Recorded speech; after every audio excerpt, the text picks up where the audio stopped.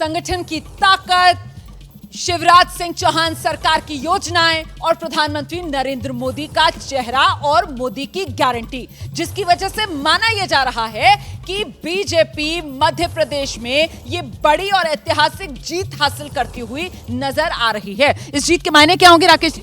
इस जीत के मायने सीधे सीधे ये हैं कि नरेंद्र मोदी जी की तरफ से जो शिवराज सिंह चौहान जी के खिलाफ माहौल था उसको उन्होंने माइनस किया। शिवराज जी की जगह पे 7 ऐसे नेताओं को चुनाव मैदान में उतारा जिनका अपना अपना वजूद है। ऐसे में जो मतदाता शिवराज जी से नाराज था, उस मतदाता के मन में ये विश्वास आया कि भाजपा रहेगी, शिवराज जी नहीं रहेंगे, और ये उन्होंने जो वोट कटना चाहिए वो वोट नहीं कटा और सीधे सीधे भारतीय जनता पार्टी के पक्ष में गया। राजेश, बिल्कुल ठीक कह रहे हैं, क्योंकि हुआ ये कि जब आप हर मध्य प्रदेश में 4 इलाके हैं और वो चारों अलग अलग विधानसभाएं पहले थीं, उनको मर्ज करके मध्य प्रदेश बना, तो हर इलाके में उन्होंने एक मुख्यमंत्री का एक संभावित उम्मीदवार खड़ा कर दिया, हर जाति का खड़ा कर दिया। चंबल ग्वालियर में नरेंद्र तोमर आ गए, इधर महाकौशल की तरफ से प्रहलाद सिंह पटेल आ गए, उधर मालवा में फग्गन सिंह कुलस्ते हो गए, मालवा में कैलाश, जिनके बारे में हमेशा ये कहा जाता रहा कि अगर शिवराज सिंह नहीं तो इन पे दांव लगाया जा सकता है। तो ऐसा एक इल्यूजन क्रिएट किया उन्होंने, तो ये उसमें मतदाता ने उस पर भरोसा किया। उनके कार्यकर्ताओं को ये विश्वास हो गया कि नहीं, हमारे जो नेता हैं वो भी चीफ मिनिस्टर बन सकता है। जो निराश थे, जिनको लग रहा था कि अब हमारे नेता चीफ मिनिस्टर नहीं बन सकते, उनके मन में एक आशा पैदा हुई और उसी आशा के चलते वो बढ़िया काम किया और उसका नतीजा सामने दिख रहा है। जो इनकम्बेंसी थी शिवराज की, जो दिख रही थी कि वो इनकम्बेंसी इस स्ट्रेटजी के तहत क्या कहते हैं, बीजेपी ने वहाँ पर तोड़ दी, अलग अलग इलाकों के छत्रप खड़ा करके और एक कन्फ्यूज़न क्रिएट कर दिया, और शिवराज चौहान को प्रोजेक्ट ना करना इस बात का ही संकेत है। इस बीच देखिए, राजस्थान से बड़ी खबर आ रही है और राजस्थान में जो बड़ी तस्वीर उभर रही है वो ये कि अभी 7 निर्दलीय जो राजस्थान में आगे चल रहे हैं, उनमें से 5 बीजेपी के बागी हैं। जो 7 निर्दलीय आगे चल रहे हैं, 5 बीजेपी के बागी, मतलब एक तरीके से अगर टिकट मिल जाता तो फिर ये सीटें 113 जो अभी बीजेपी नजर आ रही है वो और जुड़ी हुई नजर आती।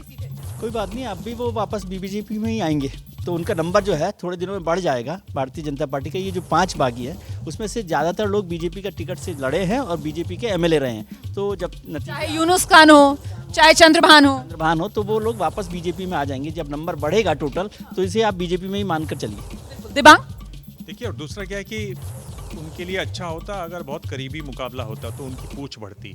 अब तो आएंगे भी और पीछे की बेंचेस में भी बैठे रहेंगे, क्योंकि बागी अब कहलाएंगे वो। तो ले लेगी बीजेपी उनको।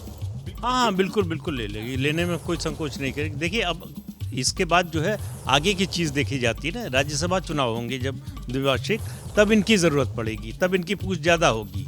तो ऐसे में सवाल ये है कि उनके लिए भी और ऑप्शन क्या है। अगर कांग्रेस की सरकार की संभावना होती तो उधर जाने की सोच भी सकते थे।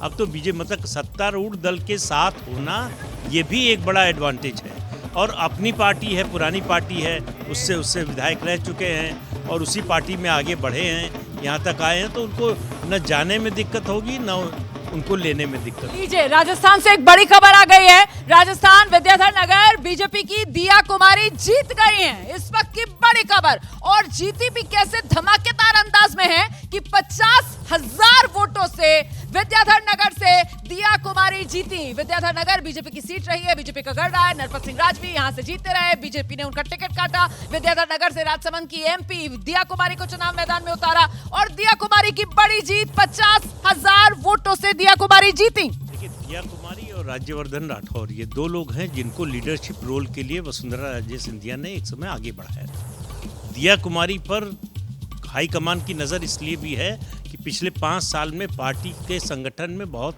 सक्रिय रही है, एक बात। दूसरी, भैरव सिंह शेखावत के समय से बीजेपी जो है राजपूत लीडरशिप पर अपना दांव लगाती रही है, तो उस लिहाज से भी वो हैं, राजघराने से आती हैं, महिला हैं, और आप 2024 में मानकर चलिए कि ट्राइबल, दलित और महिला, ये 3 पर बहुत ज़्यादा फोकस रहने वाला है। सीएम हो सकती है दिया कुमारी राजस्थान में? मेरे हिसाब से तो वही होंगी, ऐसा लगता है मुझे, जिस तरह से पार्टी प्रमोट कर रही है। बाकी तो और क्या ये भी मेरिट में जाता है कि 2018 मनमुटाव होता है वसुंधरा राजे से और उसके बाद चुनाव नहीं लड़ती राज्य का दिया कुमारी, और 2019 में फिर लोकसभा चुनाव लड़ती?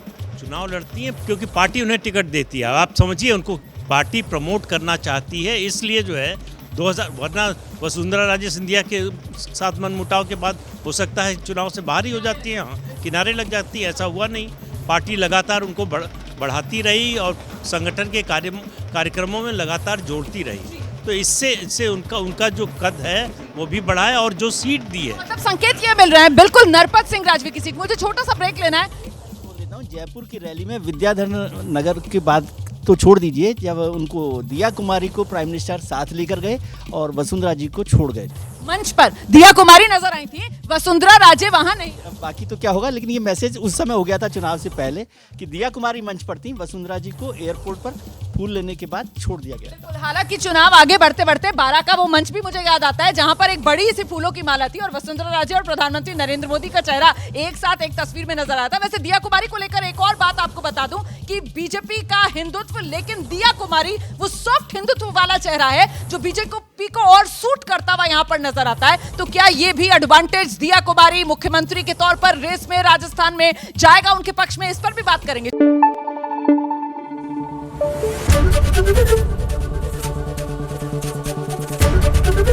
एबीपी न्यूज आपको रखे आगे।